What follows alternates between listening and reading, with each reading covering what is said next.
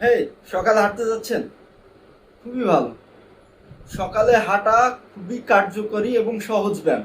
But maximum মানুষ তিনটি ভুল করে থাকেন। আপনিও করছেন না তো এই তিনটি ভুল? প্রথমত, খালি পেটে হাঁটা।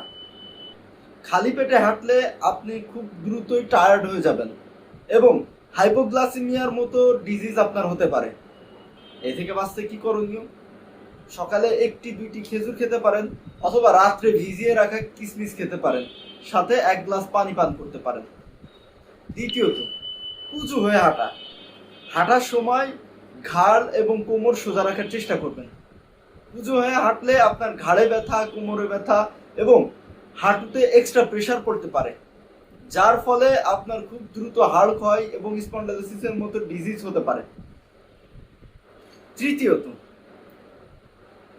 খুব দ্রুত অথবা খুবই স্লো হাঁটা।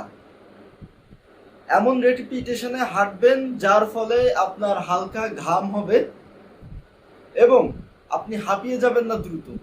আপনি যদি খুব দ্রুত হাঁটেন সেই ক্ষেত্রে দ্রুত ক্লান্ত হয়ে যাবেন এবং আপনার বুক ধড়ফড় করতে পারে বা হাঁপানি হতে পারে। তো এই মিস্টেকগুলো যদি আপনি করে থাকেন, আজ থেকেই বন্ধ করে দিন।